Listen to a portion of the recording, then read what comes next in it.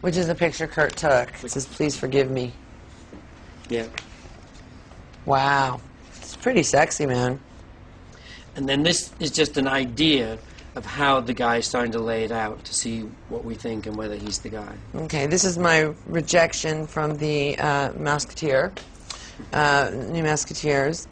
We will feature youngsters who have exceptional singing, dancing, or musical ability with a marked degree of performance experience. We regret that you do not qualify. The book will also include a suicide note that Courtney wrote a month after Kurt died. Do you think that's too much? This one? No. That's heavy. It's very heavy. April 17th, 1994. Nothing again will ever be the same. Exactly 1 month ago today was the last time I made love with my husband. I cooked him dinner. We spent 4 hours in the playroom with Francis. We saw Schindler's List. It made us frightened for life, and we spoke of the value of life. Our convictions we defined until 4 a.m. and fell asleep in each other's arms and woke up that way in the morning. Rome was a huge cover-up, and I see it now. I just want to see it then. Last night I reread the note he left in Rome. It's so obviously a suicide note, so fucking obvious. After 22 hours of prayer and chanting, he came down from the ceiling. And that's all it says. Courtney has struggled to deal with feelings of loss and abandonment from a young age. Her parents, both involved in the psychedelic 60s scene, divorced when Courtney was 6. Courtney's recollection of her childhood is unhappy. Her mother moved between various hippie communes worldwide, taking another 3 husbands along the way. Not to put too dramatic a thing on it, but it was a bit Dickensian, you know, my childhood. And I did not have a very good time. And, you know, I just had a terrible, terrible upbringing. Courtney rebelled in every way she could, ending up in and out of juvenile hall, travelling the world and sampling its extremes, from stripping in Korea to hanging out with British pop stars in Liverpool. I do remember not having any good social skills, although I learned them later. I learned them from hanging out at a gay disco and learning them from drag queens, and I learned them in Liverpool. I learned them in juvenile hall. So I learned from like future criminals, you know, drag queens, and rock stars. Relations between Courtney and her parents have often been strained. We were chatting one day in her study about books when she showed me one written by her father. Cauldron and the Grail. Go on. The Cauldron and the Grail is the most important book on the Holy Grail in over 30 years.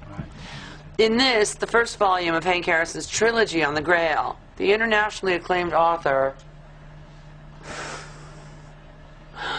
What planet is that nationality in? Traces the development of the sacred chalice through Celtic and Greek mythology, anthropology, astronomy, and archaeology, highly readable and riveting. A refreshing approach that should appeal to scholars and New Age readers alike. When was the last time you spoke to him? I haven't spoken to him in 25 years. 25 years? Yeah, since I was about 15. Shit. Is he basically just not even in your... He's a nutbag. Yeah. My mother I haven't spoken to in 15. You know, and maybe I've spoken to her a few times in 15 years, like screamed at her to get out of my life or whatever, but there's no exchange. They're just nutbags, and I think that, you know, you have to like go, God, I come from such bad stock, you know, I must be a terrible person. You know, that's part of the self-loathing, is like my parents are really horrible people, and I must be a horrible person because I come from them. You know, but... I don't still believe that. Well, I believe that through chanting you can change your DNA. No. And I believe that when I don't chant, I sink into seeming like Hank or seeming like Linda. Courtney's parents don't share her picture of her childhood, but clearly talking about them deeply affects Courtney. Are you angry, or are they just kind of dead to you? I mean, how does it work? Well, I think, you know, my mother probably didn't want me. I'm sure she didn't want me. I think that I just survived anyway.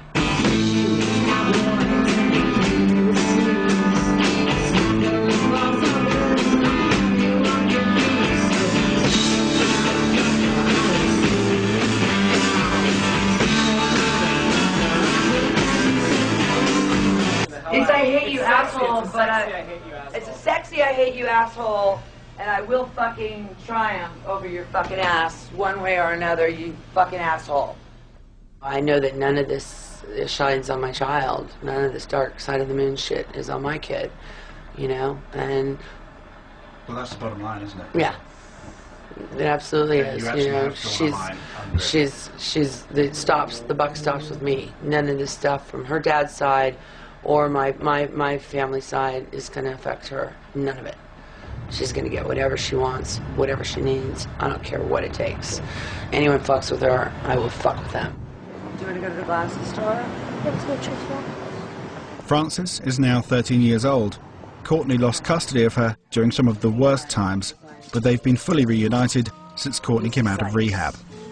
It's kind of like, I have the black one. No. This is called a Liberty print. I know what they're called. PJs. We could get monogrammed ones too. Tacky. They're not tacky. Monograms are tacky.